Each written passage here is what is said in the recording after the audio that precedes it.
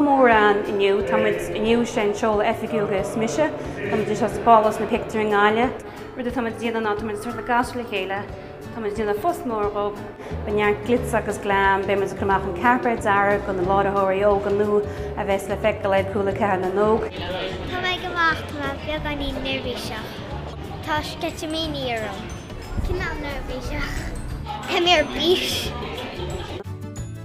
Ín mit gur an lá bheith go thumlam faoin na ládathirí óga í tain, so be sin hain is seoladh a bit chlár go hain.